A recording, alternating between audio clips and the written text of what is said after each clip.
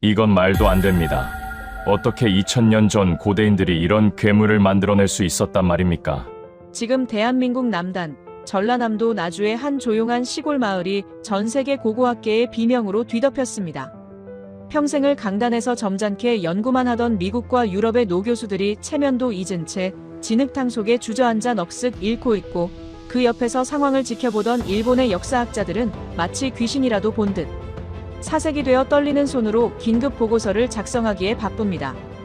그들이 그토록 감추고 싶어 했던, 아니 차라리 영원히 땅속에 묻혀있기를 간절히 바랐던 동아시아 역사의 잃어버린 고리가 마침내 그 압도적인 실체를 드러냈기 때문입니다. 굴착기가 조심스레 걷어낸 검붉은 흙더미 속에서 서서히 솟아오른 것은 무게만 무려 400kg, 길이 2m에 달하는 정체불명의 거대 물체였습니다. 현장에 있던 프랑스의 한재료 공학 박사는 이 물체를 분석한 뒤, 이것은 단순한 유물이 아니라 현대과학으로도 재현하기 힘든 오파치입니다. 당시 인류의 기술로는 도저히 불가능한 초정밀 연력학의 결정체예요. 라며 경악을 금치 못했습니다. 도대체 이 거대한 물체의 정체는 무엇일까요? 왜 전 세계의 석학들은 이 하나의 발견 앞에서 자신들이 평생 쌓아온 학설을 휴지 조각처럼 구겨버리며 눈물을 흘려야 했을까요? 오늘 그 누구도 예상치 못했던 한국의 위대한 뿌리, 한반도 남쪽을 호령했던 잊혀진 해상제국의 충격적인 비밀을 여러분께 공개합니다. 이 이야기가 끝날 때쯤 여러분은 우리가 발 딛고선 이 땅이 얼마나 위대한 유산 위에 세워졌는지 가슴 벅찬 전율을 느끼게 될 것입니다. 시작하기 전 열악한 환경에서도 역사의 진실을 파헤치는 이들을 위해 감동야화 구독과 좋아요로 힘을 실어주세요. 저희 감동야화 채널은 매일같이 여러분의 가슴을 뜨겁게 할 한국의 숨겨진 이야기를 전해드리고 있으니 알림 설정도 꼭 부탁드립니다. 사실 제가 처음 나주라는 낯선 도시에 발을 내디뎠을 때만 해도 저는 제 인생이 송두리째 뒤바뀔 거대한 역사의 파도 앞에 서게 될 줄은 꿈에도 상상하지 못했습니다. 그날 새벽 짙은 물 한 개가 영산강을 휘감던 그 신비로운 풍경 속으로 저는 홀린 듯 걸어 들어갔습니다. 안녕하십니까? 제 이름은 루카스입니다. 저는 프랑스 파리에 위치한 국립과학연구원에서 지난 40년이라는 긴 세월 동안 유라시아 고고학을 연구해온, 이제는 흰머리가 더 많은 늙은 학자입니다. 제 서재의 벽면은 제가 젊은 시절부터 실크로드를 따라 걷어낸 먼지와 땀의 기록들로 가득 차 있습니다. 흑해 연안의 스키타이 황금 유물부터 시베리아 동토층 아래 잠들어 있던 흉노의 무덤들, 그리고 중국 북방의 거대한 병마용갱에 이르기까지 저는 인류가 남긴 죽음의 흔적들을 쫓아 지구 반바퀴를 돌고 또 돌았습니다. 솔직히 고백하자면 저 같은 서구권의 주류 학자들에게 동아시아 고대사란 의뢰, 중국의 거대한 중원 문명이나 그것을 섬나라 특유의 방식으로 변형시킨 일본의 야요이 문화 정도로 양분되어 인식되곤 했습니다. 그 사이에 위치한 한반도는 물론 고구려의 용맹한 기상이나 신라의 찬란한 황금 문화를 알고는 있었지만 학문적인 관점에서는 대륙과 해양을 잇는 통로이자 주변부라는 인식이 지배적이었던 것이 사실입니다.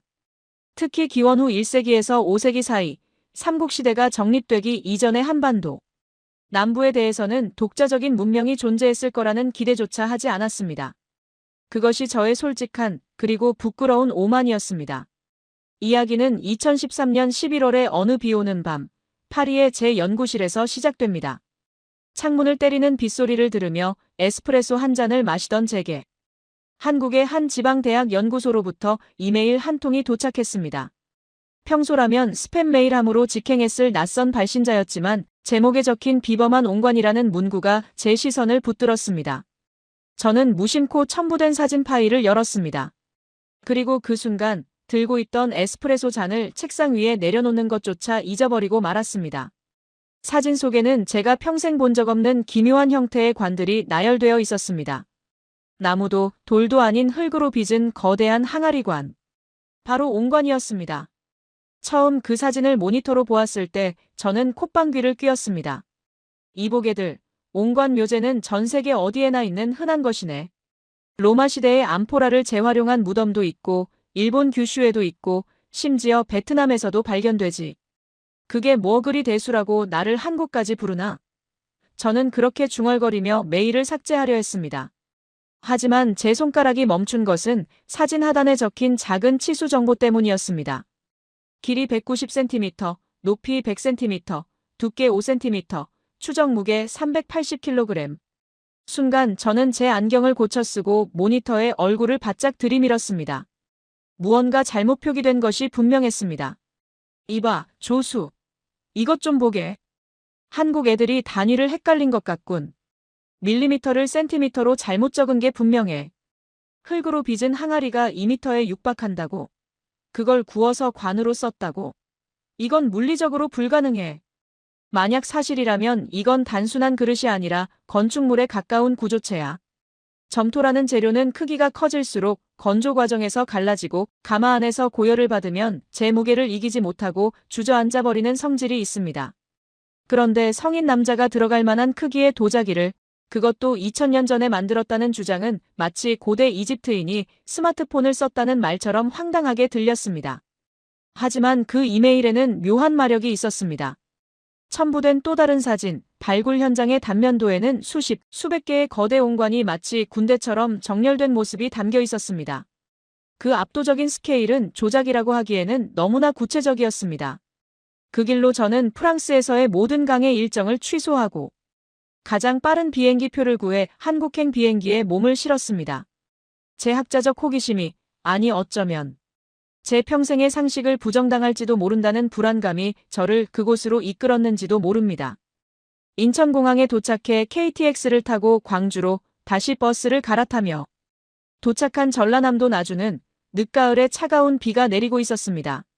차창 밖으로 보이는 영산강은 마치 거대한 용이 꿈틀거리듯 굽이치며 흐르고 있었고 강 위로 피어오른 자욱한 물 한 개는 이방인의 시야를 가리며 신비로운 분위기를 자아냈습니다.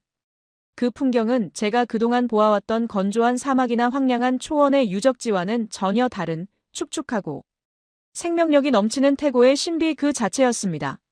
마치 영화 주라기 공원의 안개 낀 섬으로 들어가는 듯한 기분이었습니다. 발굴 현장에 도착했을 때 제 명품 구두는 이미 진흙투성이가 되어 엉망이었습니다. 현장은 팽팽한 긴장감이 감돌고 있었습니다. 비를 피하기 위해 설치된 천막 아래로 한국의 연구원들이 분주하게 오가고 있었고 저를 초청한 나주 국립문화재연구소의 박 박사님이 흙투성이가 된 작업복 차림으로 저를 맞이했습니다. 그는 제게 악수를 청하는 대신 흙 묻은 장갑을 낀 손으로 저를 한 구덩이 앞으로 이끌었습니다. 그의 눈빛은 피로에 젖어 있었지만 동시에 형형한 빛을 내뿜고 있었습니다. 루카스 교수님, 먼 길 오시느라 고생하셨습니다. 하지만 장담컨대 이 비를 뚫고 온 것을 평생 후회하지 않으실 겁니다. 100번 듣는 것보다 한 번 보는 게 낫겠지요. 이것이 우리가 교수님께 꼭 보여드리고 싶었던 마흔의 심장입니다. 박 박사님의 안내에 따라 저는 조심스럽게 파헤쳐진 붉은 황토 구덩이 안으로 시선을 던졌습니다. 그리고 그 순간 저는 심장이 멎는 듯한 충격을 받았습니다. 사진으로 보았던 것은 실물의 압도적인 위용에 비하면 아무것도 아니었습니다. 땅속의 반쯤 모습을 드러낸 것은 거대한 알 같기도 하고 우주선 캡슐 같기도 한 두 개의 거대한 항아리가 완벽하게 맞물려 있는 형상이었습니다. 그것은 제가 유라시아 대륙을 누비며 보았던 그 어떤 옹관과도 달랐습니다. 중국의 옹관은 작고 투박했고 일본의 옹관은 조잡하게 이어붙인 흔적이 역력했습니다. 하지만 제 눈앞에 있는 이 한국의 옹관은 달랐습니다. 매끄러운 곡선은 마치 물방울이 떨어지는 순간을 포착해 굳힌 듯 유려했고 표면은 2000년의 시간을 견뎌냈음에도 불구하고 단단한 금속성을 띠고 있었습니다. 빗물에 젖은 옹관 표면은 마치 살아있는 생물처럼 숨을 쉬는 듯 했습니다. 저는 떨리는 목소리로, 아니 거의 비명에 가까운 목소리로 물었습니다. 박 박사님, 이게 정말 흙으로 만든 겁니까? 그리고 설마 이 안에 사람이 들어있었다는 겁니까? 아이가 아니라. 박 박사님은 고개를 끄덕이며 낮은 목소리로 대답했습니다. 네, 그렇습니다. 이곳 영산강 유역의 마한 사람들은 아이뿐만 아니라 부족의 가장 존경받는 지도자, 180cm가 넘는 건장한 성인 남성을 이 안에 모셨습니다. 뼈를 추려서 넣은 것이 아닙니다. 시신을 온전한 상태로 가장 편안한 자세로 눕혀서 모신 것이지요. 지금 보시는 이 옹관은 대형 전용 옹관입니다. 생활용품을 재활용한 것이 아니라 오직 죽은 자를 위해 처음부터 설계되고 제작된 특수 목적의 구조물입니다. 하지만 그게 어떻게 기술적으로 가능합니까? 저는 저도 모르게 소리쳤습니다. 제 목소리가 빗소리에 묻힐까봐 더 크게 외쳤습니다. 박사님도 아시지 않습니까? 이 정도 크기의 도자기를 만든다는 건 현대의 가마 기술로도 쉬운 일이 아닙니다. 흙은 굽는 과정에서 20% 이상 수축합니다. 크기가 커질수록 그 내부 응력을 견디지 못하고 터지거나 주저앉아 버리죠. 게다가 무게가 400kg이라니요. 이걸 2000년 전 노천 가마에서 구워냈다는 건 당시 이 사람들이 현대의 세라믹 공학, 열역학, 재료역학을 완벽하게 이해하고 있었다는 뜻이 됩니다. 이건 말이 안 돼요. 로마 제국도 이런 건 못 만들었습니다. 제 격앙된 반응에도 박 박사님은 미소를 잃지 않았습니다.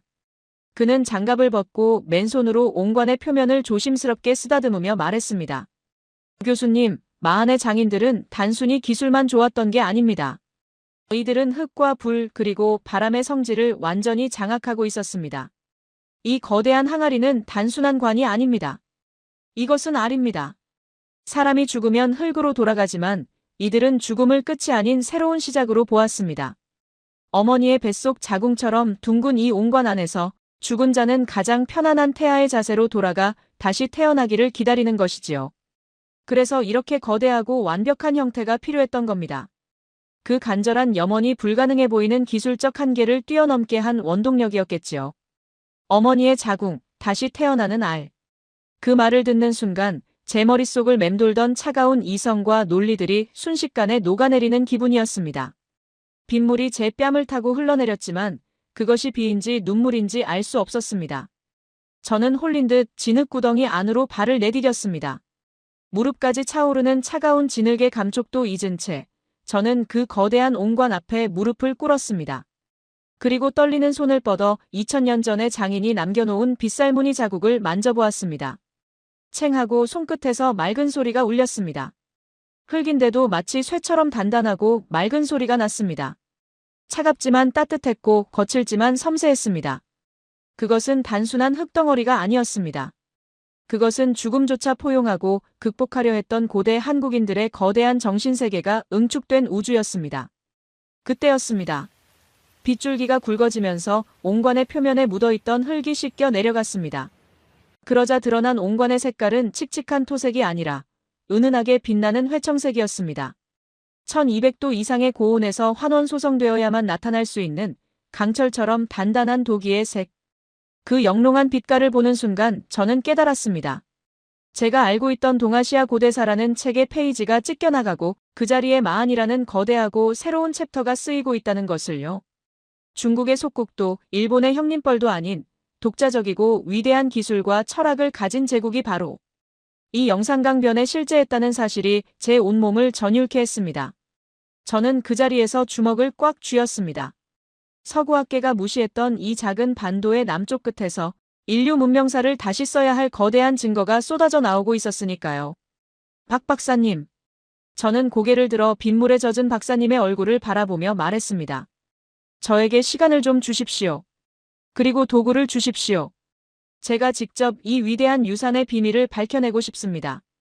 이 옹관이 어떻게 만들어졌는지, 도대체 어떤 흙을 썼길래 2000년을 버텼는지 제 눈으로 확인하지 않고서는 죽어서 눈을 감지 못할 것 같습니다.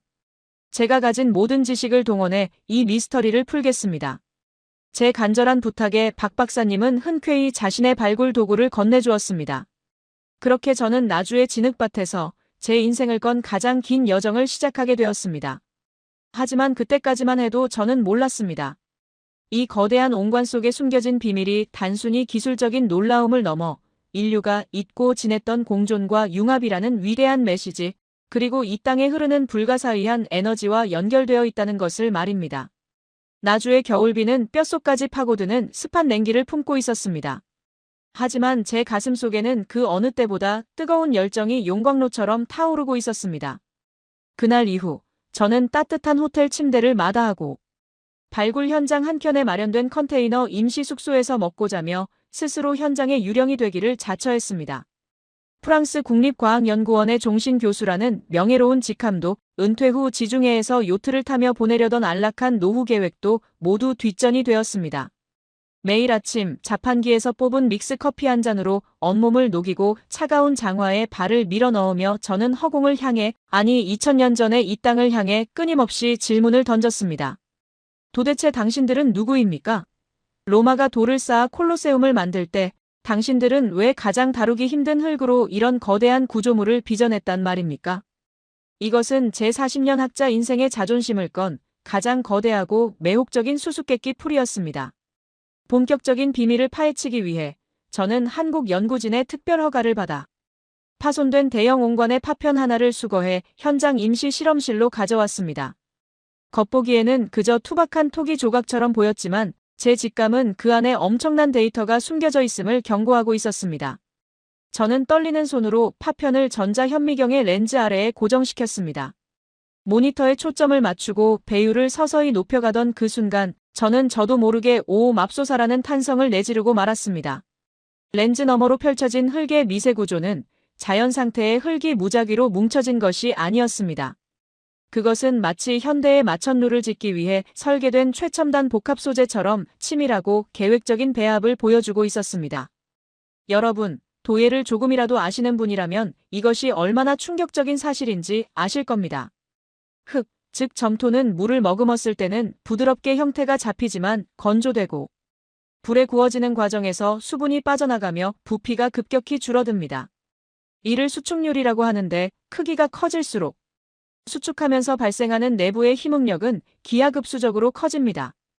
2m가 넘는 거대한 항아리를 순수한 점토로만 빚어 가마에 넣는다면 10중 8구는 굽기도 전에 건조 과정에서 쩍하고 갈라지거나 가마 속에 1000도가 넘는 고열을 견디지 못하고 엿가락처럼 녹아내려 주저앉고 맙니다. 그런데 마한의 장인들은 이 물리적 한계, 즉 신의 영역이라 불리는 난제를 완벽하게 해결하고 있었습니다. 현미경 속에서 보석처럼 반짝이는 알갱이들, 그것은 바로 인위적으로 부수어 넣은 석영과 장석, 그리고 굵은 모래알들이었습니다. 놀랍게도 그들은 단순히 흙을 빚은 것이 아니라 뼈대가 될 굵은 입자와 살이 될 고운 점토를 황금 비율로 섞어 일종의 고대 강화 콘크리트를 만들어낸 것입니다. 더욱 저를 전율케 한 것은 그 비율의 정교함이었습니다. 제가 분석한 수십 개의 파편 모두에서 굵은 입자와 고운 흙의 비율이 거의 2.5 대 7.5로 소름 끼치도록 일정하게 유지되고 있었습니다. 이것은 시골 마을의 도공 한두 사람이 감으로 대충 섞은 것이 아니었습니다.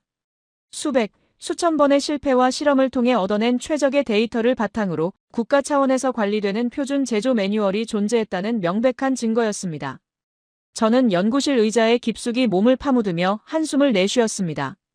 우리는 흔히 현대산업사회에 와서야 표준화와 공정관리가 가능해졌다고 믿지만 2000년 전 영산강 유역의 사람들은 이미 흙의 물성을 분자 단위에 가깝게 이해하고 그것을 제어하는 거대한 시스템, 즉 테크노밸리를 구축하고 있었던 것입니다. 이 흙의 출처를 추적하던 저는 또 한 번 경악했습니다. 이 옹관을 빚어낸 흙은 아무 데서나 퍼온 것이 아니었습니다. 바로 나주 오량동 일대, 영산강이 수만 년 동안 상류에서부터 싣고 온 온갖 미네랄과 유기질이 퇴적되어 만들어진 특수한 점토층이었습니다. 이 흙은 철분 함량이 높아 구웠을 때 강도가 뛰어나고 점성이 좋아 거대한 형태를 유지하는 데 최적화되어 있었습니다. 마한 사람들은 자신들이 발 딛고 선 이 땅의 흙이 가진 가치를 누구보다 잘 알고 있었고 자연이 준 그 최고의 선물을 자신들의 기술로 승화시켰던 것입니다. 저는 파편을 주머니에 넣고 밖으로 나와 오량동 가마터가 있던 야트막한 언덕을 바라보았습니다.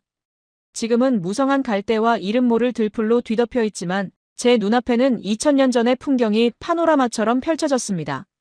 밤낮으로 붉은 불길이 치솟는 수십 개의 거대한 가마들, 영산강의 뱃길을 따라 쉴 새 없이 실려오는 땔감과 점토, 땀을 비오듯 흘리며 거대한 옹관을 굴리는 수백 명의 장인들, 그리고 완성된 옹관을 배에 실어 각 지역으로 보내는 활기찬 포구의 모습. 그곳은 단순한 공방이 아니라 당시 동아시아 최첨단 소재 산업의 중심지이자 거대한 산업 단지였을 것입니다. 하지만 기술적인 경이로움은 서막에 불과했습니다. 옹관의 내부를 정밀 발굴하던 날, 저는 이 거대한 항아리가 단순히 시신을 담는 용기가 아니라는 사실을 뼈저리게 깨달았습니다. 연구원들과 함께 옹관 내부를 가득 채우고 있던 흙을 붓으로 한 톨 한 톨 털어내던 중이었습니다. 붓끝에 무언가 딱딱하고 차가운 이물질이 걸렸습니다. 조심스럽게 흙을 걷어내자 어두운 진흙 속에서 영롱한 빛을 내뿜는 작은 구슬들이 와르르 쏟아져 나왔습니다. 푸른색, 코발트 블루, 녹색, 황색의 신비로운 빛깔을 띤 수천 개의 유리옥, 글래스 비즈들이었습니다. 그리고 그 곁에는 2000년의 세월을 뚫고 여전히 위엄을 잃지 않은 용과 봉황이 새겨진 금동. 신발 한 짝이 놓여 있었습니다. 순간 현장의 모든 소음이 사라지고 정막이 감돌았습니다. 저는 떨리는 손으로 핀셋을 들어 유리구슬 하나를 집어 올렸습니다. 흐린 겨울 햇살을 받아 반짝이는 그 투명하고 깊은 푸른색은 단언컨대 한반도에서 자생적으로 생산된 유리가 아니었습니다. 나중에 진행된 성분 분석 결과는 제 예상을 확신으로 바꿔주었습니다. 이 유리들의 원산지는 놀랍게도 동남아시아의 인도 태평양 지역, 더 나아가 로마 제국의 기술이 닿아 있는 서역의 유리와 화학적 조성이 일치했습니다. 이게 무슨 의미인지 아십니까? 2000년 전 우리가 흔히 역사 교과서 귀퉁이에서나 보았던 은둔의 소국이라 여겼던 마하는 결코 고립된 나라가 아니었다는 것입니다. 그들은 영산강이라는 거대한 고속도로를 타고 바다로 나가 거친 파도를 헤치며 베트남, 인도, 그리고 저 먼 서쪽 세계와 직접 교류하고 있었습니다. 이 옹관 속에 잠든 주인공은 아마도 이국적인 문물을 사랑했고 바다 건너 세상에 대한 호기심으로 가득 찼던 진취적이고 개방적인 리더였을 것입니다. 중국의 역사서가 마하는 백제에 병합되었다라고 짧게 기록하며 지워버리려 했던 그 순간에도 마하의 사람들은 바다를 호령하며 찬란한 글로벌 네트워크를 구축하고 있었던 것입니다. 저는 금동 신발을 한참이나 바라보았습니다. 바닥에 뾰족한 스파이크가 박혀있는 이 독특한 신발. 학계에서는 이를 장례용 의례품이라고 합니다. 죽은 자가 저승으로 가는 험난한 길에 미끄러지지 말고 편안히 가라는 산자들의 애틋한 염원이 담긴 물건이지요. 그런데 이 신발의 디자인은 백제의 것과 비슷하면서도 결정적으로 달랐습니다. 백제의 것이 화려하고 권위적인 왕권을 상징한다면 마하의 금동 신발은 좀 더 실용적이고 자연의 문양을 담은 독창적인 미감을 보여주고 있었습니다. 이것은 마하니 백제라는 강대국 옆에서도 자신들의 문화적 정체성을 잃지 않고 끝까지 독자적인 예술 세계를 구축했던 자존심 강한 나라였음을 웅변하고 있는 것입니다. 역사책은 흔히 승자의 기록이라고들 합니다. 삼국사기와 같은 기록에서 마하는 그저 백제의 성장을 위한 밑거름 정도로 묘사되곤 합니다. 하지만 땅속의 유물은 절대 거짓말을 하지 않습니다.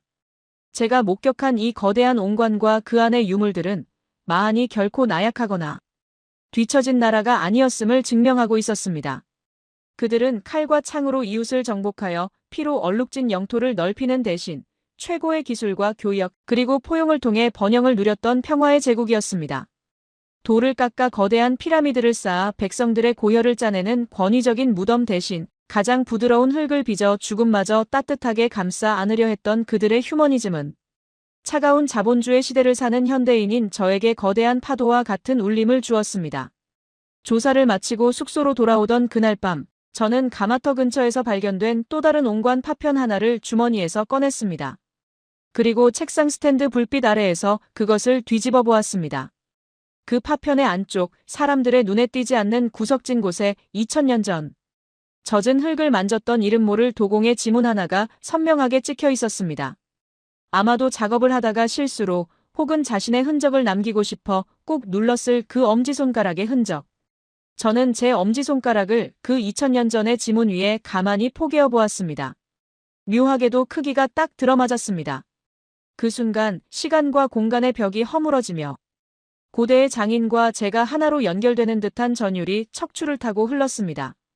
그의 손끝에서 느껴지는 거친 흙의 감촉, 뜨거운 가마 앞에서 흘렸을 땀방울, 그리고 이 거대한 과업을 완수해내겠다는 장인의 숭고한 의지가 생생하게 제 혈관을 타고 들어왔습니다. 그는 알았을까요? 자신이 땀 흘려 빚은 이 그릇이 2000년 뒤 파란 눈의 낯선 이방인에게 이토록 큰 위로와 깨달음을 주게 될 것이라는 사실을 말입니다. 그리고 그 순간 칠흑 같은 어둠 속에서 번개처럼 한 가지 가설이 제 머릿속을 스치고 지나갔습니다. 이토록 뛰어난 옹관 제작 기술과 항해술, 그리고 독창적인 문화를 가진 마한 사람들이 과연 한반도라는 공간 안에만 머물렀을까? 멸망이라는 이름으로 역사에서 사라진 그들이 혹시 바다를 건너가 새로운 땅에서 또 다른 문명의 씨앗을 뿌린 것은 아닐까? 일본 열도에서 발견되는 고대 유적들, 특히 그들의 국보급 유물들에서 보이는 마흔의 흔적들은 과연 우연일까? 일본의 역사 교과서가 애써 외면하고 감추려 했던 잃어버린 고리가 바로 이곳 나주 영산강변에 숨겨져 있는 것은 아닐까? 제 심장이 다시금 거칠게 방망이질 치기 시작했습니다. 이것은 단순히 한국 고대사만의 문제가 아니었습니다. 한일 관계, 아니 동아시아 전체의 역사 지도를 송두리째 다시 그려야 할지도 모르는 거대한 태풍의 눈이 바로 제 발밑에서 회오리치고 있었기 때문입니다. 나주에서의 그 충격적인 발견 이후 제 연구는 전혀 새로운 국면을 맞이했습니다. 단순히 한반도 남부의 고대 문명을 분석하는 차원을 넘어 이 거대한 기술과 문화의 흐름이 과연 어디로 흘러갔는지를 추적해야만 했기 때문입니다. 고인 물은 썩기 마련이고 위대한 문명은 반드시 흐르기 마련입니다. 저는 나주 영산강의 비릿한 황토 냄새가 밴 옷가지를 가방에 챙겨 넣고 곧장 일본행 비행기에 몸을 실었습니다. 목적지는 일본 규슈, 그리고 일본 고대 국가 형성의 비밀을 간직하고 있다는 오사카와 나라 지역이었습니다. 제 가설이 맞다면 영산강에서 꽃피운 이 찬란한 온관 문명의 흔적이 바다 건너 일본 열도에도 반드시, 그것도 아주 짙게 남아있어야만 했습니다. 일본 후쿠오카 공항에 내려 규슈 국립박물관으로 향하는 길, 차창 밖으로 스쳐 지나가는 풍경은 저에게 묘한 기시감을 불러일으켰습니다. 완만한 구름과 끝없이 펼쳐진 논밭, 그리고 그 사이사이의 옹기종기. 자리 잡은 오래된 촌락들의 배치는 영산강변의 그것과 너무나 닮아 있었습니다. 마치 쌍둥이 형제를 보는 듯한 이 익숙함은 우연이 아니라 아주 오래전 누군가가 이 땅에 건너와 고향의 풍경을 재현해 놓았기 때문이 아닐까 하는 강한 확신이 들었습니다. 박물관에 도착한 저는 숨 돌릴 틈도 없이 가장 먼저 야요이 시대와 고분 시대의 유물들이 전시된 특별관으로 발걸음을 옮겼습니다. 일본 학계가 그토록 자랑하는 자신들의 독자적인 고대 문명이라 주장하는 유물들을 제 두 눈으로 직접 확인하고 나주의 것과 비교해보고 싶었기 때문입니다. 전시관의 육중한 문을 열고 들어서자 유리 진열장 너머로 일본이 자랑하는 옹관들이 모습을 드러냈습니다. 화려한 조명 아래 놓인 그 항아리들을 보며 일본인 관람객들은 감탄을 쏟아내고 있었지만 나주에서 진짜를 보고 온 제 눈을 속일 수는 없었습니다. 저는 한동안 그 진열장 앞에서 말을 잃은 채 멍하니 서 있었습니다. 그것은 충격이라기보다는 진실을 알고 있는 자만이 느낄 수 있는 깊은 안타까움과 씁쓸함이었습니다. 일본의 옹관들은 나주의 그것과 형태는 비슷했지만 결정적으로 기술의 격이 달랐습니다. 나주의 옹관이 1200도가 넘는 고온의 환원염에서 구워져 쇠처럼 단단하고 매끄러운 회청색 표면을 자랑했다면 이곳의 옹관들은 상대적으로 낮은 온도인 600에서 800도에서 구워져 붉은색을 띠는 연질토기가 대부분이었습니다. 손으로 툭 치면 맑은 쇳소리가 나는 나주의 것과 달리 일본의 것은 둔탁한 소리가 날 것이 뻔했습니다. 또한 두 개의 항아리를 완벽하게 맞물리기 위해 주둥이 부분, 구연부를 유자형과 비자형으로 정교하게 가공했던 나주의 이음식 옹관 기술과는 달리 이곳의 옹관들은 크기가 서로 맞지 않아 억지로 끼워 맞추거나 이음새가 헐거워 진흙으로 대충 덮어놓은 흔적이 역력했습니다.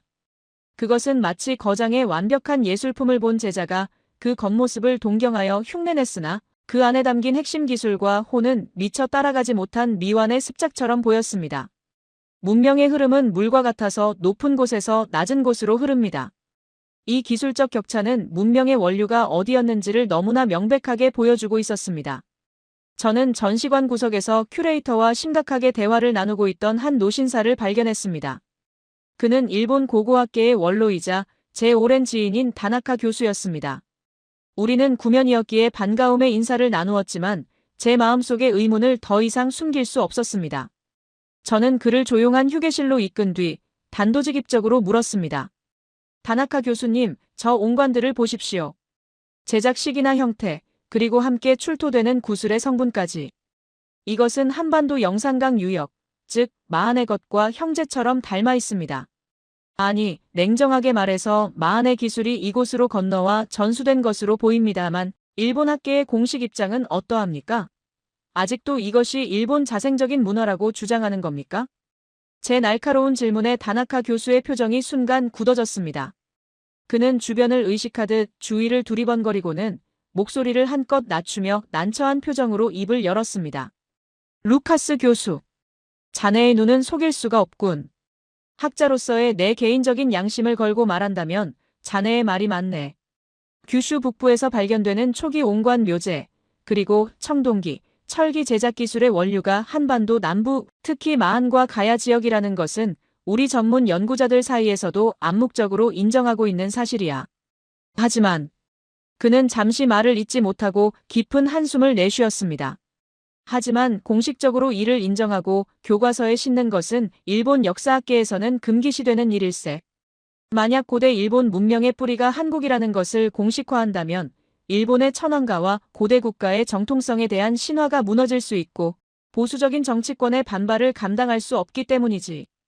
우리는 도레인이라는 모호한 표현을 쓰며 그 영향력을 축소하려 애쓰고 있지만 땅속에서 나오는 유물들까지 입막음할 수는 없는 노릇이지.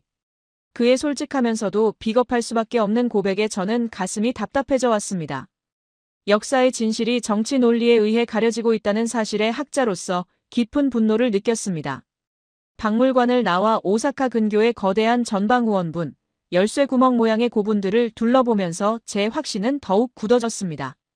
일본이 유네스코 세계유산으로 등재하며 자랑하는 이 거대한 고분들, 그 안에서 출토되는 수많은 유물들, 특히 권력의 상징인 금동관과 신발, 그리고 화려한 말가춤, 마구들은 모두 한반도, 특히 마한과 백제, 가야 장인들의 손길이 닿지 않고서는 만들어질 수 없는 것들이었습니다.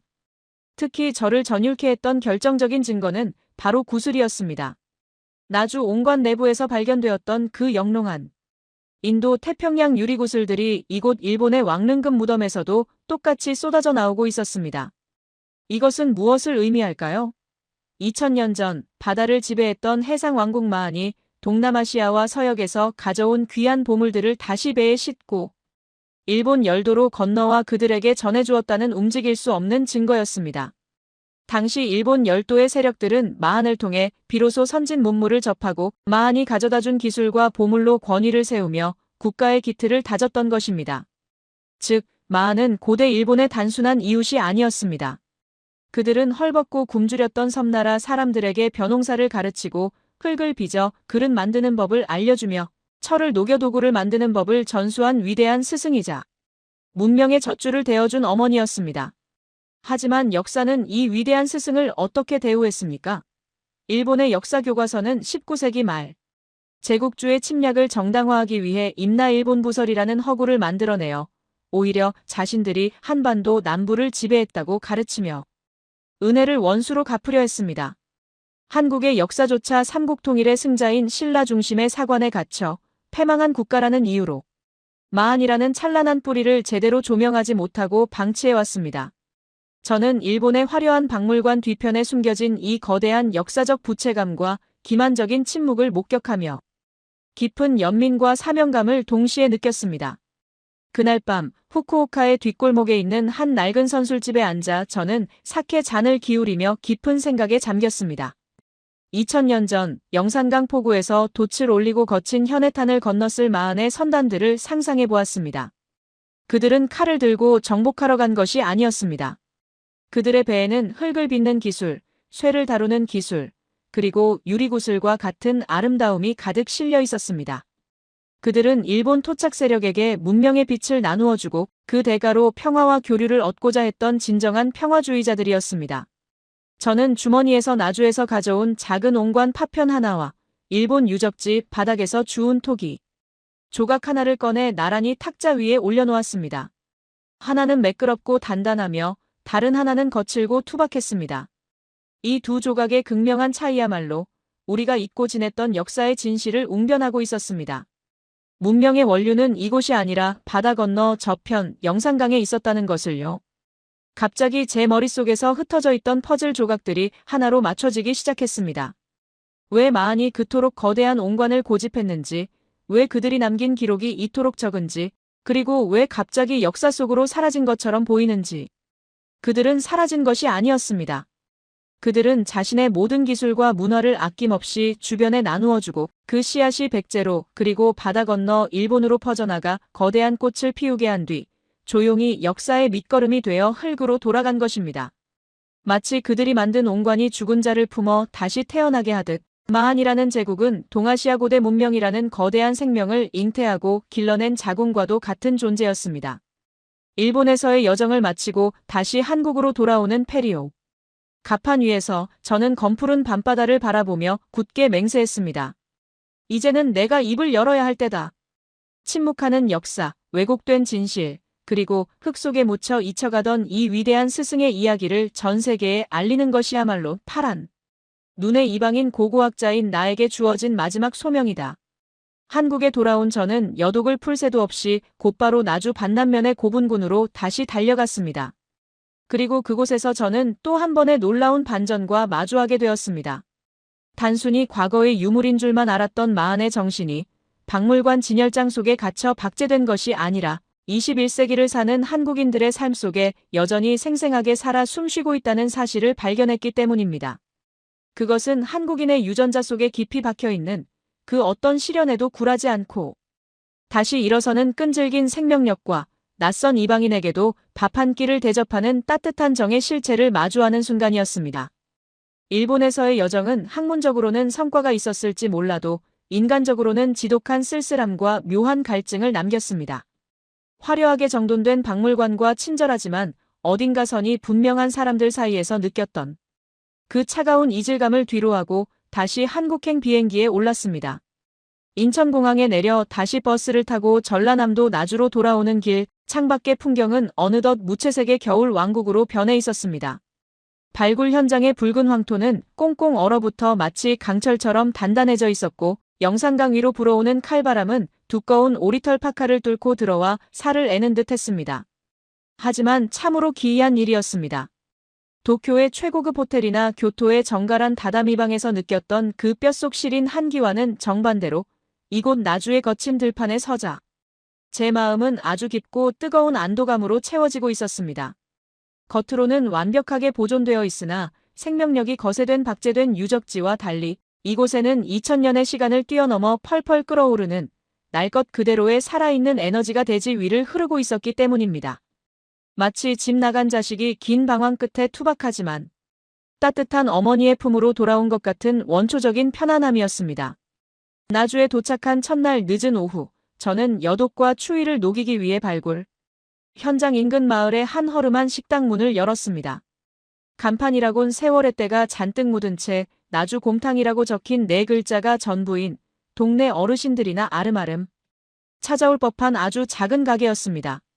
미닫이 문을 열고 들어서자 구수한 고기 삶는 냄새와 훈훈한 수증기가 제 안경을 하얗게 뒤덮었습니다. 흑투성이 작업복 차림에 커다란 배낭을 맨 파란 눈에 외국인이 불쑥 들어서자 식당 안의 공기가 잠시 멈추는 듯 했습니다. 하지만 그것도 잠시 주방에서 하얀 김이 모락모락 피어오르는 무거운 뚝배기. 쟁반을 나르던 백발의 주인 할머니가 저를 발견하고는 마치 명절에 고향집을 찾은 손자를 대하듯 눈가에 주름이 가득 잡히도록 환하게 웃으셨습니다.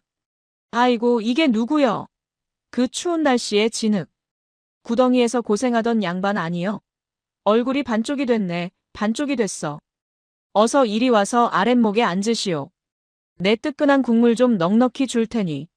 할머니는 주문도 받지 않고 제 소매를 잡아 끌어 방 안가장 따뜻한 자리, 한국인들이 아랫목이라 부르는 곳에 저를 앉히셨습니다. 그녀의 손바닥은 평생을 부엌일과 농사일로 거칠어질 대로 거칠어져 마치 나무 껍질 같았지만 그 투박한 소나귀에서 제 손등으로 전해져 오는 온기는 난로보다 훨씬 더 뜨겁고 묵직했습니다. 저는 그 순간 일본의 박물관에서 느꼈던 그 완벽하지만 차가운 단절과는 정반대되는 감정의 거대한 파도에 휩쓸렸습니다. 말도 잘 통하지 않는 낯선 이방인에게 아무런 대가도 바라지 않고 그저 꽁꽁 온몸을 녹여주고 배를 채워주고 싶어하는 이 본능적인 마음. 한국인들이 흔히 정이라고 부르는 서양의 언어로는 도저히 번역할 수 없는 이 불가사의한 감정의 실체를 마주하는 순간이었습니다. 잠시 후 제 앞에 놓인 뚝배기 안에서는 맑은 국물이 마치 용암처럼 펄펄 끓어오르고 있었습니다. 저는 국물을 한 숟가락 가득 떠서 입에 넣었습니다. 뜨거운 기운이 식도를 타고 내려가 얼어붙은 위장을 따뜻하게 감싸 안는 순간 제 눈시울이 붉어지며 문득 벼락 같은 깨달음이 머릿속을 스치고 지나갔습니다. 2000년 전 그 거대한 옹관을 만들었던 사람들의 마음이 바로 이것이었구나. 여러분, 한번 상상해 보십시오. 죽음은 본래 차갑고 두렵고 외로운 것입니다. 하지만 마한의 사람들은 사랑하는 가족이 숨을 거두었을 때 그 시신을 차가운 땅바닥에 그냥 묻거나 불에 태워버릴 수가 없었던 것입니다. 그들에게 죽음은 끝이 아니라 또 다른 여행의 시작이었으니까요. 그래서 그들은 흙을 빚어 어머니의 뱃속 자궁처럼 둥글고 따뜻한 거대한 항아리를 만들었습니다. 그리고 그 안에 죽은 자를 마치 태아처럼 가장 편안한 자세로 눕히고 그가 저승으로 가는 먼 길에 배고프지 말라고 곡식을 담은 항아리를, 외롭지 말라고 그가 생전에 아끼던 옷구슬을 함께 넣어주었습니다. 지금 제 앞에 놓인 이 뜨거운 뚝배기가 산 사람의 허기를 채워주는 그릇이라면 2000년 전의 옹관은 죽은 사람의 영혼을 위로하고 감싸 안는 영혼의 뚝배기였던 것입니다.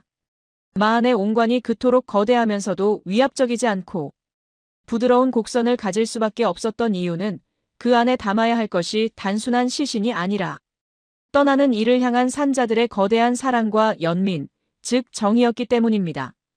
그 불가능해 보이는 기술의 원동력은 차가운 이성이나 계산이 아니라 바로 이 뜨거운 휴머니즘이었습니다.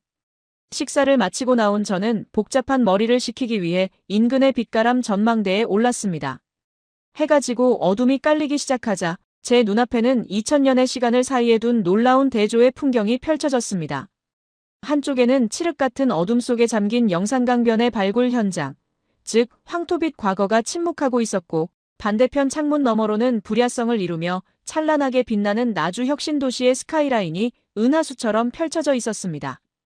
한국전력 본사를 비롯해 수많은 에너지, IT, 농생명 기업들이 입주해 있는 그곳은 마치 SF 영화 속 미래 도시를 방불케 했습니다. 저는 난간에 기대어 그 두 풍경을 번갈아 바라보았습니다.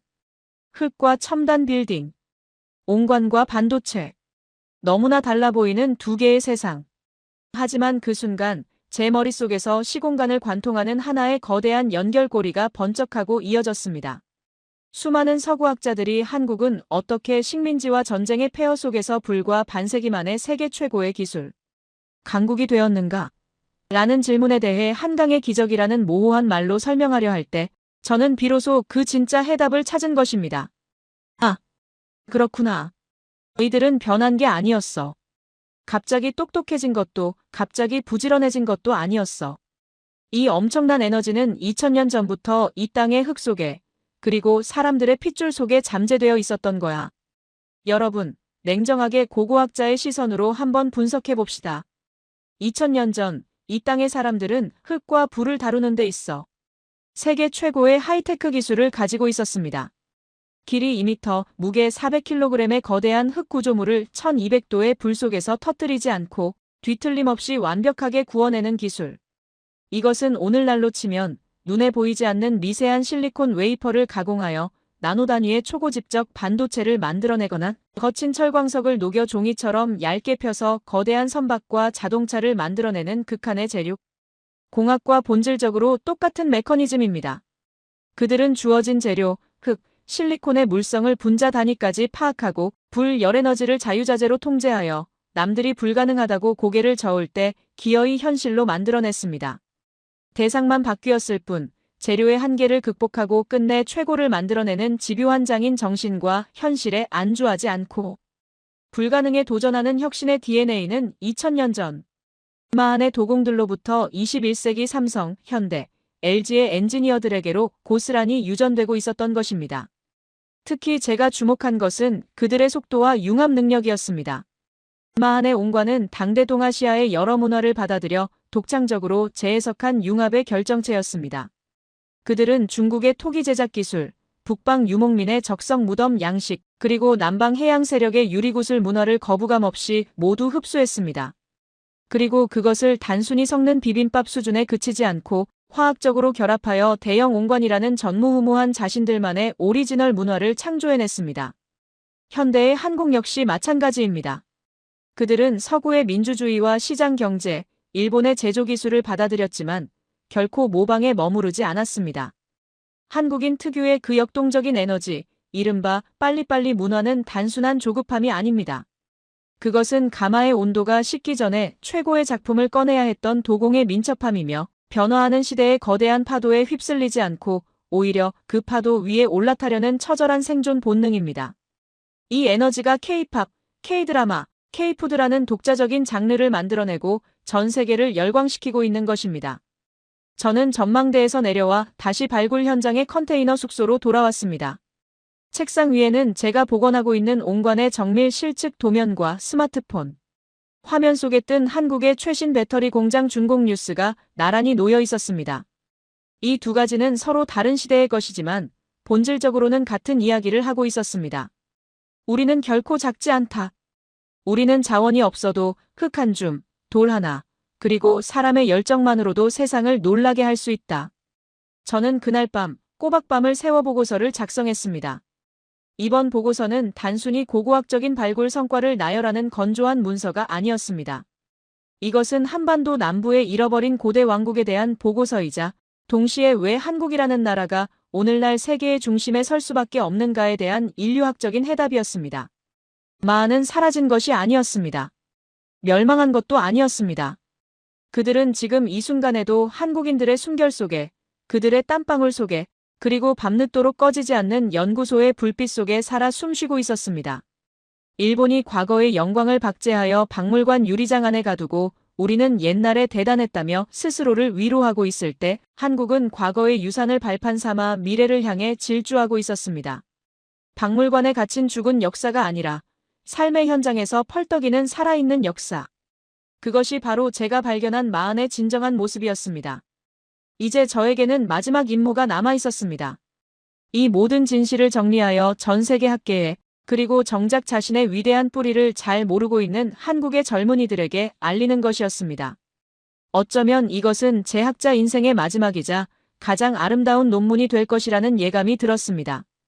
창밖으로 푸르스름한 동이 터오고 있었습니다. 영산강의 물 한 개가 다시 피어오르는 그 신비로운 새벽, 저는 퉁퉁 부은 눈을 비비며 펜을 내려놓았습니다. 하지만 저는 그때까지도 모르고 있었습니다. 제가 곧 마주하게 될 마지막 순간이 이성적인 학문의 영역을 넘어 제 영혼을 뒤흔들 기적 같은 만남이 될 것이라는 사실을 말입니다. 그것은 2000년 전 옹관 속에 잠든 고대인이 자신을 알아봐준 이방인 친구에게 보내는 마지막 선물이었습니다.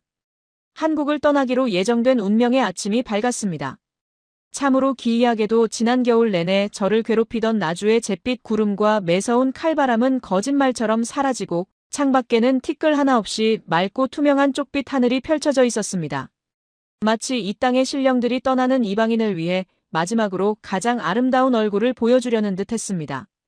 짐을 싸기에 앞서 저는 끓어오르는 아쉬움을 달래기 위해 마지막으로 박물관 수장고에 들러 저의 영혼을 송두리째 앗아갔던 그 거대한 옹관들과 작별 인사를 나누기로 결심했습니다. 박 박사님의 안내를 받아 들어선 지하 수장고는 서늘한 냉기와 함께 수천 년 묵은 흙내음이 감돌고 있었습니다. 텅 빈 공간, 일렬로 길게 늘어선 거대 옹관들은 마치 깊은 명상에 잠긴 침묵의 수도사들처럼 혹은 전쟁터로 나가기 전 전열을 가다듬는 고대 병사들처럼 고요하고 위엄있게 저를 맞이했습니다.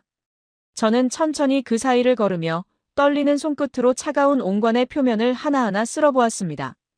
처음 이곳에 왔을 때는 그저 거대하고 투박한 흙덩어리로만 보였던 이것들이 이제는 마치 살아있는 생명체처럼 따뜻한 체온을 품고 저에게 말을 걸어오는 듯 했습니다. 이방인 친구여, 우리의 긴 이야기를 들어줘서 정말 고맙소. 부디 당신의 세상으로 돌아가거든 우리가 전한 이 진실을 세상에 널리 알려주시오. 우리는 잊혀진 것이 아니라 잠시 침묵하고 있었을 뿐이라는 것을. 그때였습니다.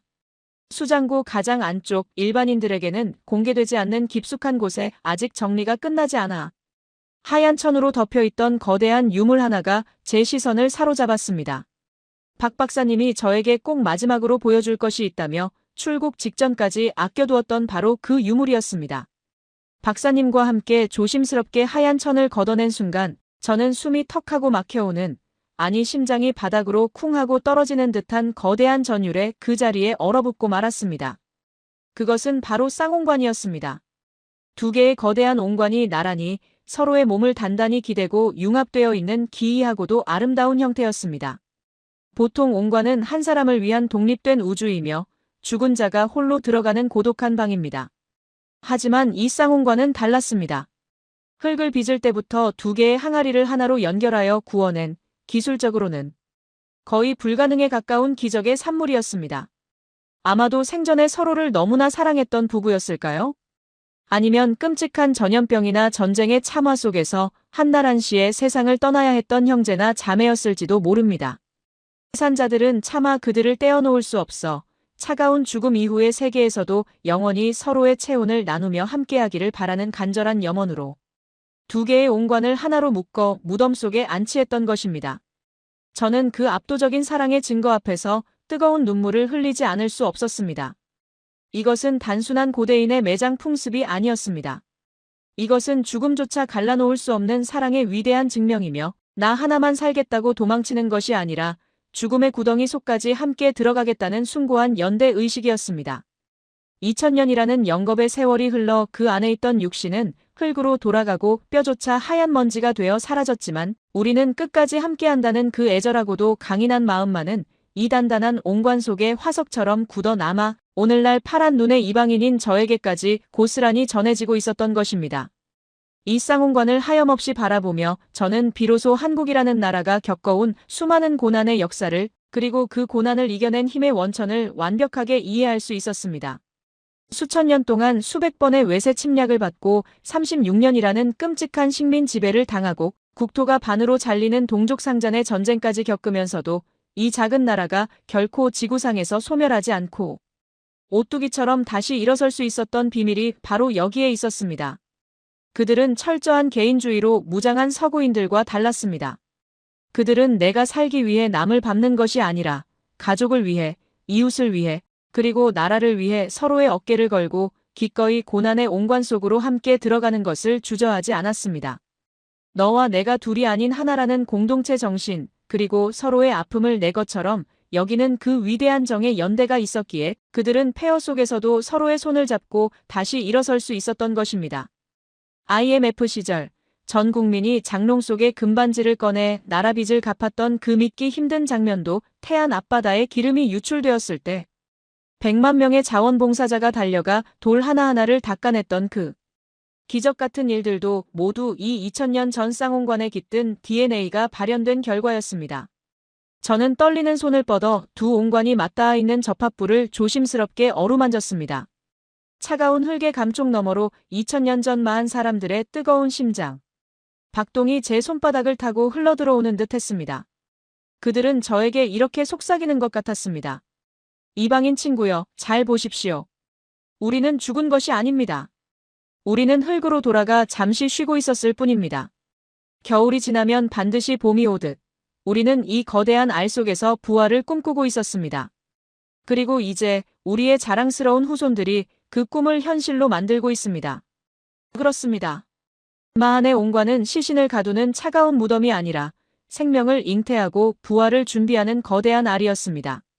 스스로 껍질을 깨지 못하면 죽음이지만 스스로 껍질을 깨고 나오면 새로운 생명이 됩니다. 한국은 지난 반세기 동안 자신을 올가매던 가난과 절망, 그리고 패배주의라는 두꺼운 껍질을 스스로의 힘으로 깨뜨리고 나와 이제는 전 세계라는 넓은 하늘을 비상하는 거대한 불사조가 되었습니다. 오늘날 한국이 보여주는 기적 같은 성취들, 세계를 호령하는 반도체 기술, 대양을 누비는 거대한 선박들, 전 세계인의 마음을 훔친 K컬처의 힘은 어느 날 갑자기 하늘에서 뚝 떨어진 행운이 아닙니다. 그것은 2000년 전부터 이 땅의 흙 속에 축적되어 온 창조의 DNA와 시련이 닥칠수록 더욱 강하게 뭉치는 불굴의 의지가 마침내 꽃망울을 터뜨린 필연적인 결과입니다. 수장고를 나서 지상으로 올라오는 제 발걸음은 들어갈 때와는 비교할 수 없을 만큼 가벼웠습니다. 저는 이제 알 수 있었습니다.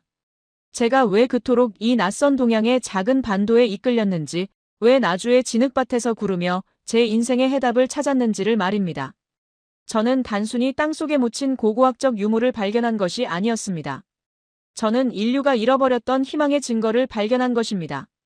아무리 짓밟혀도 아무리 깊은 흙 속에 묻혀도 위대한 정신은 결코 사라지지 않고 언젠가는 다시 빛을 본다는 그 숭고한 진리를 한국의 역사 속에서 목격한 것입니다. 공항으로 향하는 택시 안에서 저는 창밖으로 흐르는 영산강을 마지막으로 눈에 담았습니다. 강물은 2000년 전이나 지금이나 변함없이 유유히 흐르고 있었습니다. 저 강물은 기억하고 있겠지요. 이 땅에서 얼마나 위대한 문명이 꽃을 피웠는지, 그리고 그 문명의 주인공들이 얼마나 치열하고 아름답게 살다 갔는지를.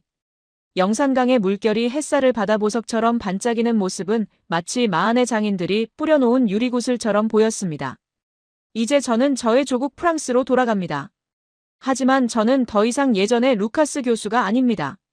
저는 강단에 서서 학생들에게, 그리고 오만에 빠져있는 전 세계의 서구 학자들에게 제가 목격한 이 위대한 진실을 목이 터져라 외칠 것입니다.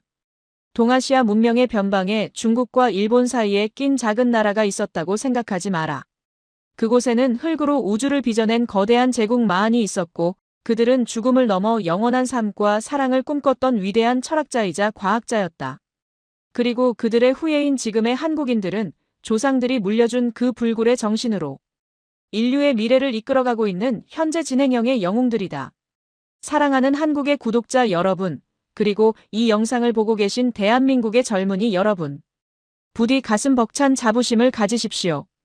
여러분은 결코 열강들의 틈바구니에서 눈치나 보던 약소국의 후예가 아닙니다.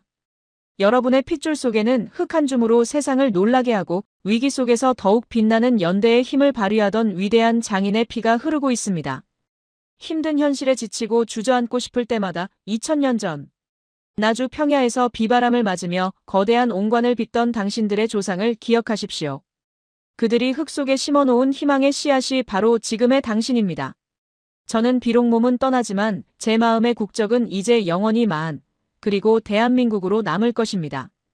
언젠가 다시 영산강의 물 한 개가 신비롭게 피어오르는 그곳에서 더 찬란하게 빛나고 있을 여러분과 다시 만날 날을 기약하며 늙은 고고학자의 긴 이야기를 마칩니다. 진심으로 감사합니다. 그리고 사랑합니다. 위대한 나라 한국이여. 여러분, 오늘 노학자 루카스 교수가 눈물로 써내려간 이 뜨거운 고백, 어떻게 들으셨습니까? 저는 원고를 읽는 내내 가슴 한편이 먹먹해지다가 마침내 주체할 수 없는 뜨거운 전율이 온몸을 감싸는 것을 느꼈습니다. 우리는 그동안 너무나 모르고 살았습니다. 우리 발밑에 흐르는 역사가 얼마나 위대한지, 우리가 물려받은 이 피가 얼마나 자랑스러운 것인지 말입니다. 오늘 이야기를 통해 우리는 분명히 확인했습니다. 2000년 전 거친 흙을 빚어 우주를 담아냈던 마흔의 그 초격차 기술은 사라진 것이 아니라 지금 전 세계를 호령하는 대한민국 반도체와 조선업의 신화로 고스란히 이어지고 있다는 사실을 말입니다.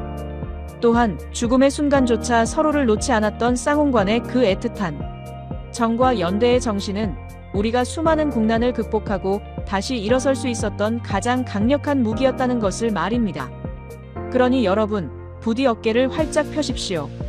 지금 여러분의 혈관 속에는 불가능을 가능으로 만들고 흙으로 기적을 빚어내던 위대한 장인의 DNA가 펄펄 끓고 있습니다. 세상이 여러분을 흔들고 힘든 현실이 여러분을 작아지게 만들지라도 절대 잊지 마십시오. 여러분은 2000년의 시간을 견뎌내고 찬란하게 부활한 불사조의 후예입니다. 오늘 이 영상이 여러분의 가슴 속에 잠들어 있던 자긍심을 깨우는 작은 불씨가 되었기를 바랍니다. 이 감동이 식기 전에 구독과 좋아요를 눌러주십시오. 여러분이 눌러주시는 버튼 하나하나는 잊혀진 우리 역사를 세상 밖으로 끌어올리는 가장 강력한 힘이 됩니다. 그리고 댓글로 여러분이 느낀 벅찬 감동과 대한민국을 향한 응원의 메시지를 남겨주세요. 우리가 함께 외칠 때 그 목소리는 전 세계를 울리는 거대한 함성이 될 것입니다. 저는 내일도 가슴 뜨거워지는 우리들의 위대한 이야기로 다시 찾아오겠습니다. 지금까지 감동야화였습니다. 감사합니다. 모두가 살기 위해 등을 돌리고 도망치던 그 순간 단 한 남자만이 펄펄 끓는 화산을 향해 정면으로 마주 달리고 있었습니다. 마치 폼페이의 최후처럼 1500년 전 일본의 한 마을을 집어삼킨 거대한 화산 폭발. 그 3m 두께의 화산재를 걷어내자 드러난 것은 웅크리고 숨은 겁쟁이가 아니라 죽음조차 두려워하지 않았던 한 전사의 마지막 뒷모습이었습니다. 그런데 그가 입고 있던 갑옷이 세상에 드러나자 발굴 현장은 순식간에 찬물을 끼얹은 듯 얼어붙고 말았습니다. 이건 말도 안 됩니다. 이건 일본의 기술이 아니에요. 현장에 있던 일본 고고학계의 거장들조차 말을 잇지 못했습니다. 그가 입고 있던 철제 갑옷은 얇은 철판 수백 개를 정교하게 엮어 만든 당시 일본의 제철 기술로는 흉내조차 낼 수 없는 오파츠, 시대를 초월한 유물 수준의 물건이었기 때문입니다. 게다가 그의 뼈를 분석한 법의학자는 더욱 충격적인 사실을 내놓았습니다. 이 사람은 일본 토착민이 아닙니다. 골격, 식습관, 그리고 말을 타는 근육까지 모든 것이 바다 건너 그 나라 사람임을 가리키고 있습니다. 일본 열도 한복판에서 발견된 가장 완벽한 형태의 최첨단 갑옷, 그리고 화산 폭발이라는 대재앙 앞에서도 누군가를 지키기 위해 불길 속으로 뛰어들었던 이방인. 일본 학계가 애써 외면하고 싶어 했던 그 진실의 끝에는 1500년 전 문명을 전파하고 그 땅을 지켰던 자랑스러운 우리의 조상이 서 있었습니다. 화산재는 그의 육신을 태웠지만 그가 지키고자 했던 고귀한 정신과 한국의 기술은 녹지 않고 영원히 남아 우리에게 말을 걸고 있습니다. 도대체 그는 누구였기에 고향을 떠나 먼 타국 땅에서 그토록 처절한 최후를 맞이해야 했을까요? 오늘 이야기는 단순한 유물 발굴기가 아닙니다. 잊혀진 역사 속에 잠들어 있던 한 남자의 위대한 희생, 그리고 시공간을 초월해 밝혀진 가슴 뜨거운 진실에 관한 이야기입니다. 이 이야기를 끝까지 듣고 나면 여러분은 가슴 한켠이 먹먹해지는 벅찬 감동을 느끼게 되실 겁니다. 본격적인 시작에 앞서 역사의 진실이 널리 퍼질 수 있도록 좋아요와 현재 보고 계신 채널 감동야화 구독 꼭 부탁드립니다. 여러분의 작은 관심이 잊혀진 영웅을 다시 숨쉬게 합니다. 지금으로부터 10여 년 전 제가 일본 군마현의 한 발굴 조사팀의 자문위원으로 합류했을 때의 일입니다. 그때만 해도 저는 몰랐습니다. 그 차가운 흙더미 아래에 제 인생을 바꿀 거대한 충격이 기다리고 있을 줄은 말이죠. 그날 새벽의 공기는 유난히 차갑고 날카로웠던 것으로 기억합니다. 요란하게 울리는 전화벨 소리가 칠흑 같은 보스턴의 밤을 찢어놓았을 때 저는 하버드 대학 연구실 한 구석에서 가물거리는 스탠드 불빛에 의지해 늦은 시간까지 고대 동아시아 인류 이동에 관한 논문 교정 작업을 하고 있었습니다. 수화기 너머로 들려오는 목소리는 다급함을 넘어 공포에 가까운 전율을 담고 있었습니다. 전화를 건 사람은 일본 군마현 매장문화재센터의 책임자이자 제 대학원 시절부터의 오랜 버신 다나카 교수였습니다. 평소라면 학문적 토론 외에는 사적인 감정을 거의 드러내지 않는 냉철하고 침착하기로 소문난 그가 목소리를 사시나무 떨듯 떨며 제게 이렇게 말하더군요. 제임스 박사, 지금 당장 일본으로 와줘야겠어. 우리가 땅속에서 도저히 믿을 수 없는 무언가를 건드렸는데 이건 자네의 그 법의학적 지식이 아니면 설명할 수 없는 물건이야. 도대체 무슨 일이냐고 묻는 제게 그는 한참 동안 침묵하더니 마치 비밀 요원이 접선을 시도하듯 아주 낮고 무거운 목소리로 딱 한마디만을 남겼습니다.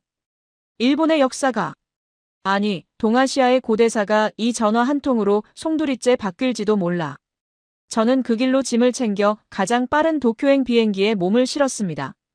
그때가 아마 2012년 늦가을, 낙엽이 지기 시작할 무렵이었을 겁니다.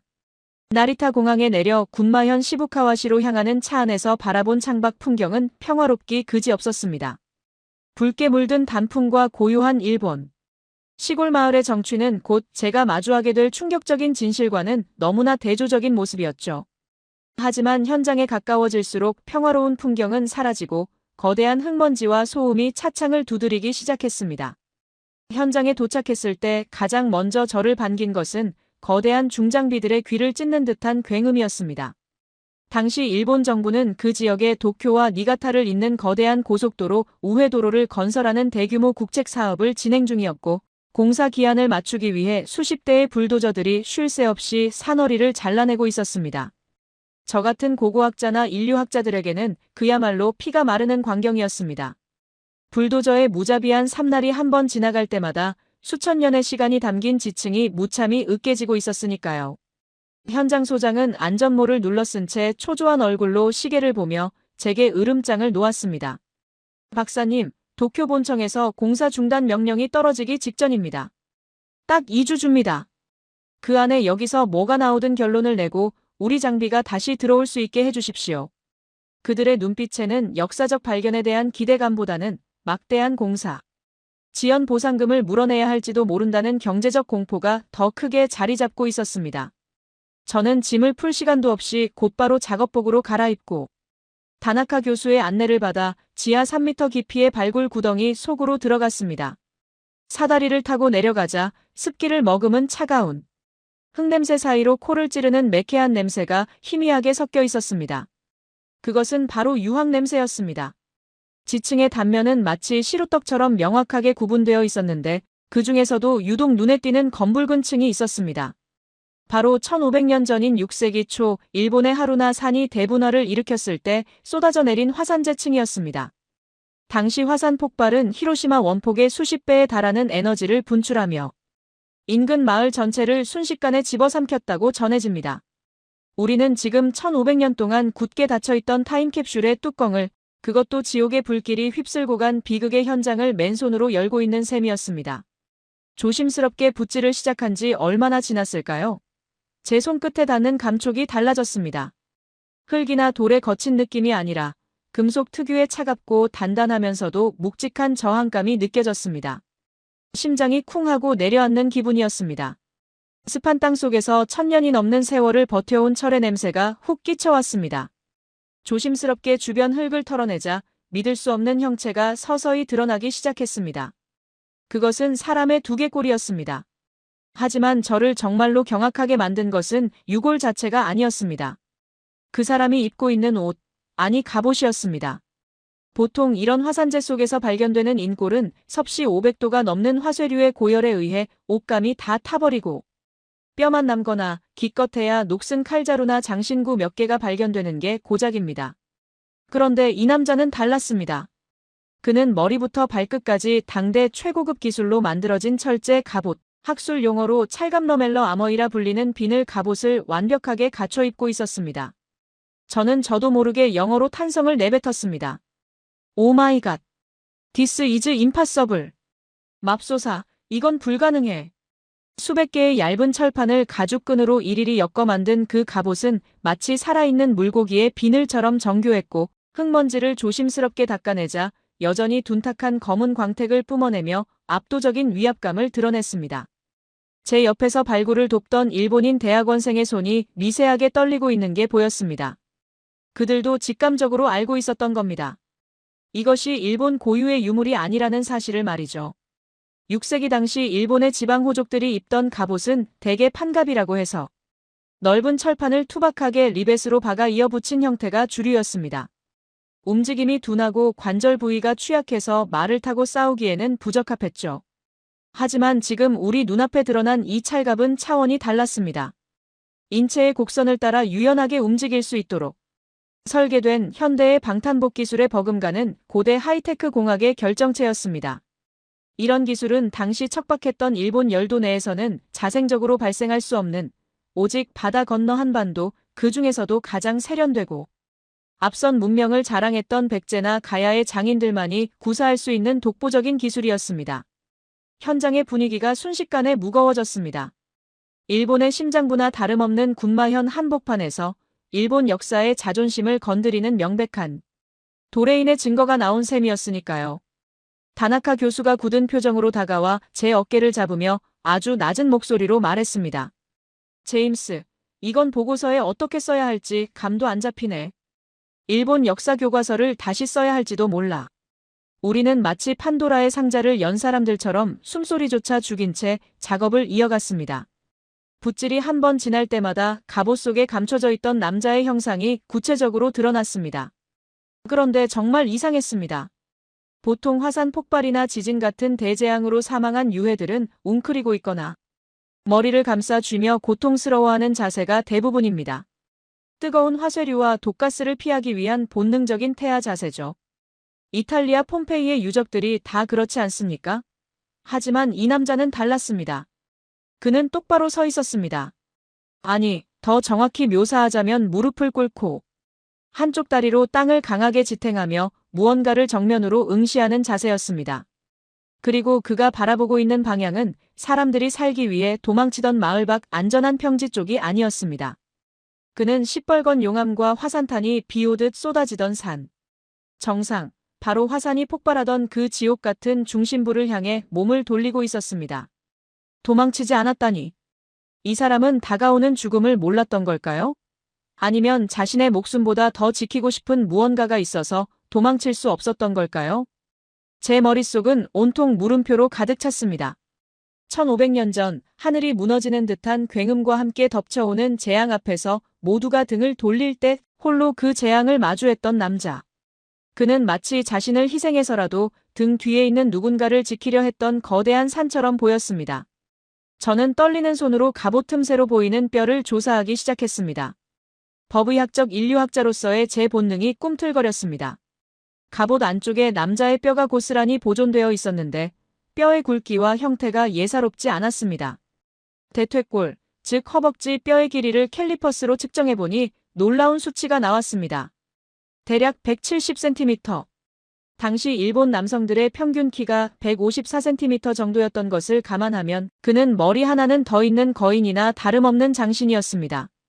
영양 상태가 극히 좋았던 성장기를 보냈다는 증거이자 유전적으로 토착. 일본인과는 뿌리가 다르다는 결정적 증거였습니다.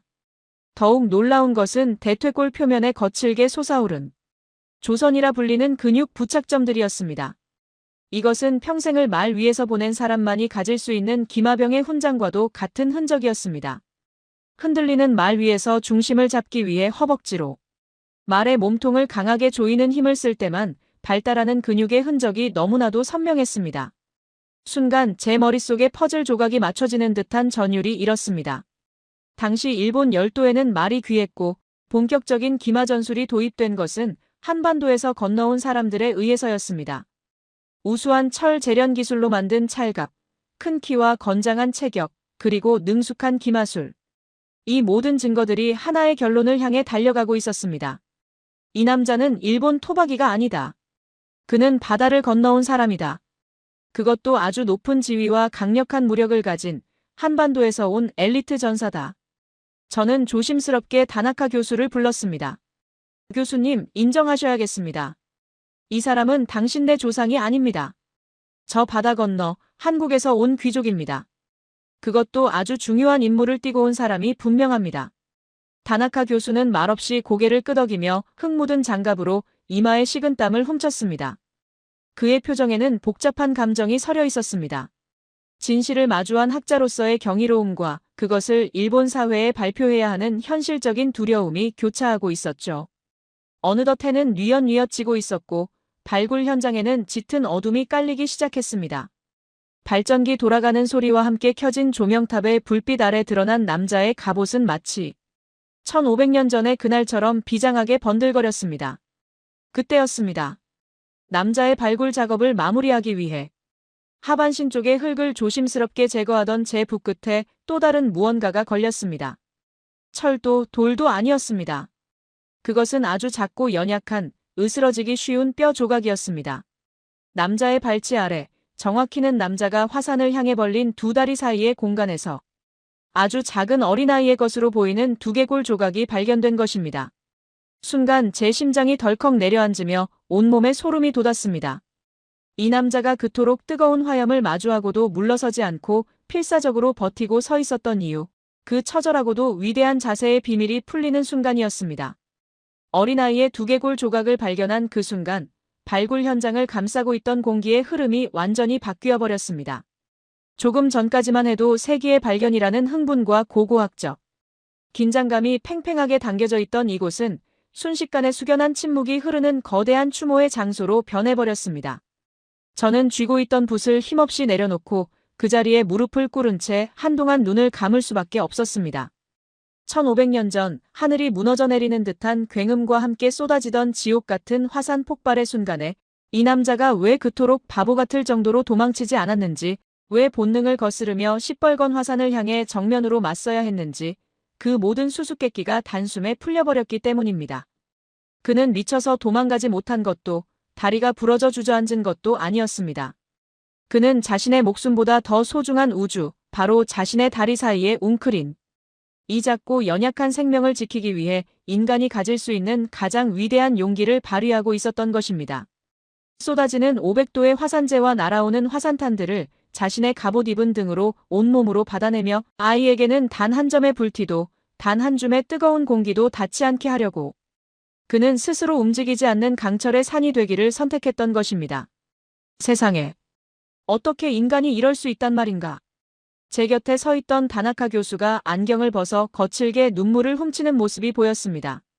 수천 년 된 유물을 다루며 감정보다는 이성을 앞세우던 그 냉철한 노학자조차도 시공간을 초월해 전달된 이 처절하고도 숭고한 부성애 앞에서는 그저 나약한 한 명의 인간일 수